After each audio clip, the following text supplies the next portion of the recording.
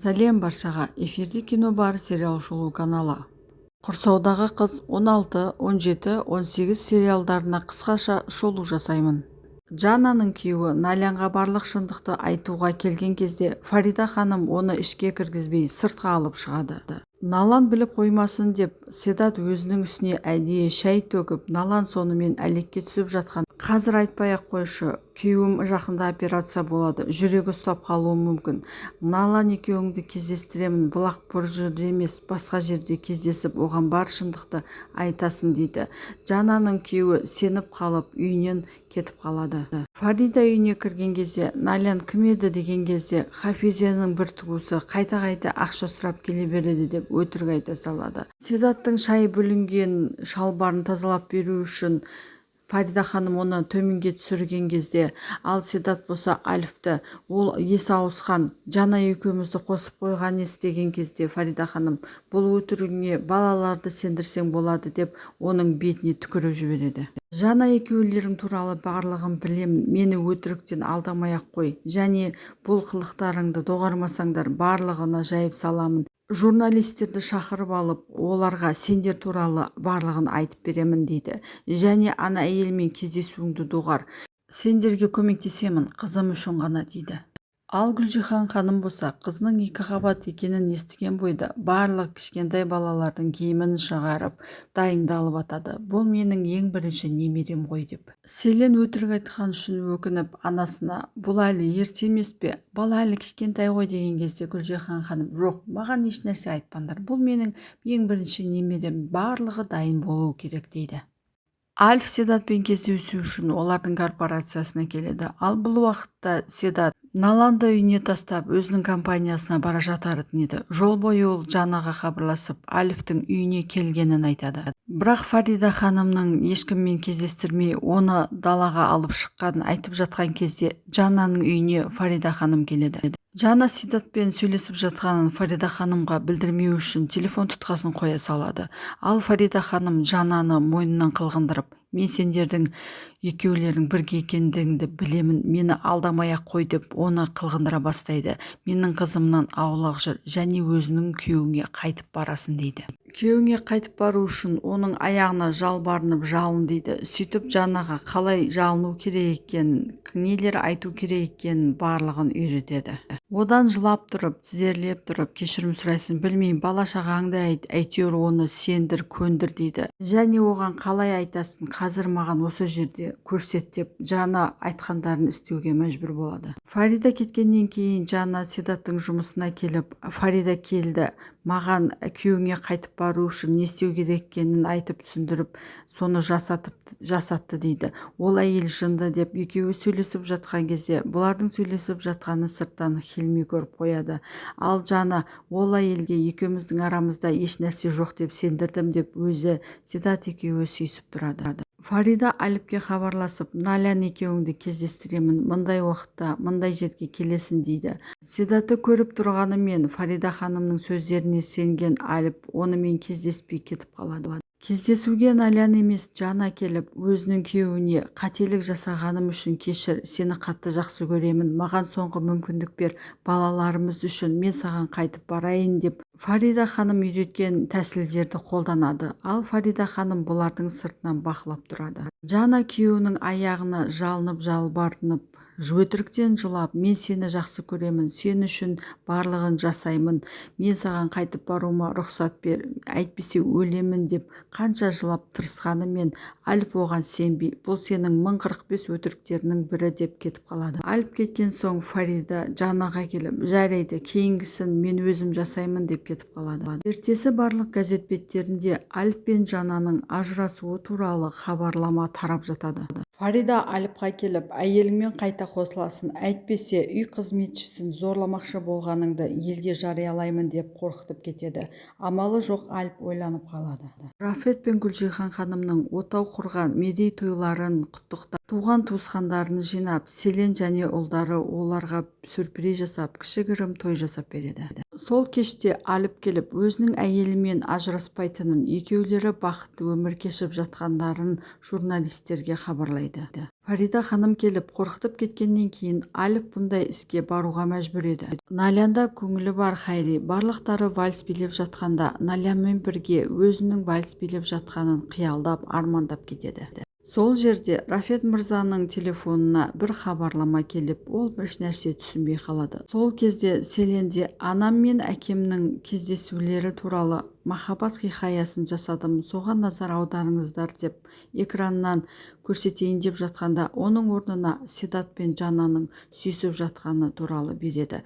Рафет мырза барлығын түсініп қойып, өтіріктен ауырғандай боп өзіне назарын аударады. Рафет мырза өтірік ауырып қалып, экранда не болып жатқанын ешкім ешнәрсе түсінбей, барлықтары үйіне қайтып кетеді. Селен болған жағдайдан хабары бар Музаға келіп, бұны кім жасауы мүмкін деп сөйлесіп жатқанда, бұл жерге Седат келіп, сендерден бұны күтпеген едім деп олардан күдіктенеді. Селен Музоға қандай күндерге жеттік, біздің ініміз бізге сенбейді деп жатқанда, Музо да мен сенің құпияңды білемін, сенің екі қабат емес екеніңді де білемін дейді, және бұны ешкімге айтпаймын, қорықпа дейді. Ертесі күні Рафет мырза Селенді шақырып алып, компанияны Селенге тастап кететінін және Седаттың Жанамен әлі осы күнге дейін кездесіп жүргенін, сондықтан оған еш нәрсе қалдырмайтынын айтады. Селен күйеуіне келіп, әкем маған компанияны тастамақшы, ол кешегі болған жайттардың бәрін біледі екен, оған біреу хабарлама жіберіпті деген кезде, күйеуі де оны жіберген мен едім, осының барлығын сен үшін жасадым дейді. Ертесі Рафет мырза балаларын шақырып алып, компанияны кімге қалдырғанымды айтпастан бұрын өздеріңнің аттарыңдағы барлық мал-мүлікті менің атыма аударасыңдар дейді. Компанияны маған қалдырады деп үміттенген Седат қағаздарға қол қойып береді. Содан кейін Рафет мырза Селенге қарап, өзіңнің күйеуіңнен ажырасасын, ол видеоны маған да жіберген сенің күйеуің, ол ақша құмар бәле дейді. Ал Музоға қарап, барлық жерде сен маған көмектесетін едің, бірақ Жана мен Седаттың екеуі бірге екенін біліп маған айтпадың деп Седатқа тиіседі. Сен менің үмітімді ақтамадың, көзіме қарап тұрып маған күндер бойы, жылдар бойы өтірік алдап келдің дейді. Мұрадан сені махрұм қыламын, саған 5 теңге де қалдырмаймын дейді. Бұның барлығына шыдамаған Седат ол жерден қашып кетеді. Артынан әкесі Седат қайда барасын, бері кел деп айқайлағанымен Седат қарамай қашып бара жатады. Қашып бара жатып, кішкентай кезіндегі уақиғаны есіне алады. Әкесінің әрқашанда оған ұрсып, сен көроғлы фамилиясына зиян келтіресің деп, оны әрдайым бір бөлмеге қамап кететін жайттарын есіне алады. Седат Жабит мырзаға компаниядағы өзіме тиесілі акцияларды саған сатамын, аласың ба дейді. Седаттың сондағы ойы ақшаны және Жананы алып шетелге қашпақшы еді. Жабит мырза ертеңге дейін уақыт бер, ойланайын деп кетіп қалады. Ал Седат қолындағы неке жүзігін шешіп алып, оны теңізге қарай лақтырып жібереді. Селен күйеуіне келіп, әкем компанияда ешкімге қалдырмады, оны білесің ғой, әкем ғой, ешкімге сенбейді дейді. Сен менімен өмірді қайта бастауға дайынсың ба? Барлығын жаңадан бастайық, еш ақшасыз, еш нәрсесіз, екеуміз ғана кетейік дейді. Оған келіскен күйеуі, иә, мен сен үшін бәріне де дайынмын, барлығын жаңадан бастаймыз деп, Селен бұл сөздерге қуанып кетеді. Өйткені әкесі күйеуіңмен ажырас деп оған шарт қойған еді.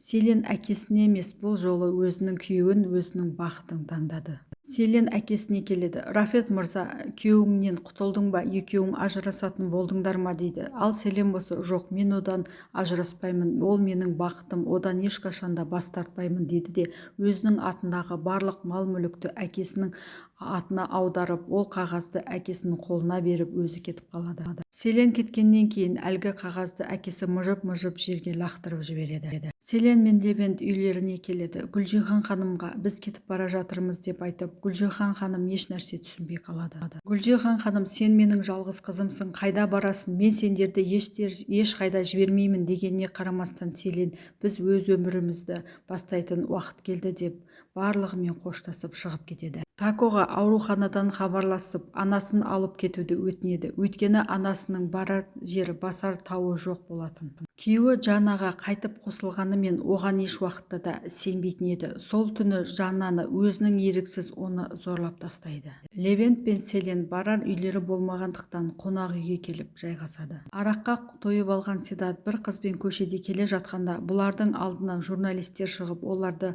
суретке түсіріп жатқанда Седат бір журналистті ұрып тастайды.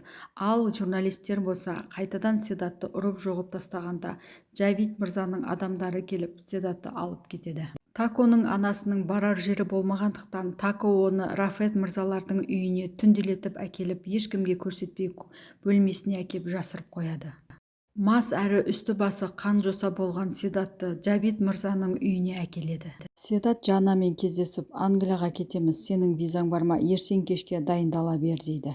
Жанна кету үшін дайындалып жатады. Фарида ханым келгендіктен күйеуіме сюрприз жасап жатырмыз, бала-шағаммен бірге каникулға кетіп бара жатырмын деп өтірік айта салады. Ал Фарида ханым болса, Седат қайда, сен білесің, тез қай жерде екенін айт деп оны ұрмақшы болған кезде қорыққандай болып, Седаттың қайда екенін білмеймін, оны көрген жоқпын деп Фарида ханым оған сенгендей болып кетіп қалады. Седат компаниядағы өзіне тиесілі акциялар бөлігін Жавид мырзаға $200,000 сатып жібереді. Левент Рафет мырзаға кеп шындықты білмекші болған кезде Рафет, видеоны жібергеніңді сен екенін білемін, менің қызымды жайына қалдыр деп, ал Левент болса үйіне келіп киім-кешектерін жинап, сен бүгін қайтпасаң да ертең әкең сені бұл жерден сені алып кетеді, бұлай менімен қоя салмайды, мен сені өмір артқа тартып жүрмін дейді де кетіп қалады. Дөнду Таконы бөлмесіне іздеп келгенде оның анасына кешкі асқа мандарин мен бутерброд беріп жатқанын көріп, бұлай болмайды, мен қазір ыстық сорпа жасап әкелемін дейді, және сенің құпияңды ешкімге айтпаймын, анаңды екеуміз бірге бағамыз дейді. Левент барар жері басар тауы болмағандықтан әпкесінің үйіне келеді. Жавид мырза Музоға өзінің Седаттың акцияларын алғанын айтқан кезде Музо, ол акцияларды маған сат, мен саған 2 есе құнын беремін деген кезде Жавид мырза қайтармай қояды. Музо да сенің бастапқы ойың және пландарың осы еді, компанияның акцияларына ие болу деген кезде Жавид мырза Музоны қуып жібереді. Налан Музоға маған Седат туралы шындықты айтатын уақыт келген сияқты деген кезде Музо да Седаттың Жавид мырзаға сатқан акциялары туралы айтады және сол үшін де үйге келе алмай жүр дейді. Сол уақытта Седатта Налан, сенімен кездесіп бір өте маңызды шаруа айтуым керек, бір ресторанға келесің ба деп мекен-жайын айтады. Седаттың хабарласқанын және кездесуге шақырғанын Налан өзінің анасына хабарлап, анасы мекен-жайды сұрап алып сонда барады.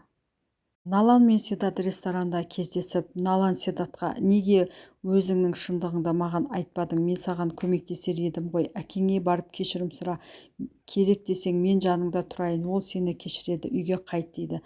Ал Седат болса, сен өте таза, кіршіксіз жансың, мен саған лайық емеспін. Сені қадірлей алмадым, мені кешір, екеуміз ажырасайық дейді. Ал бұл әңгімелердің барлығын Наланның анасы тыңдап отырады. Достар, арнамызға тіркеліп, комментарий жазып, лайк басып отырыңыздар. Бізді қолдауларыңызды сұраймыз.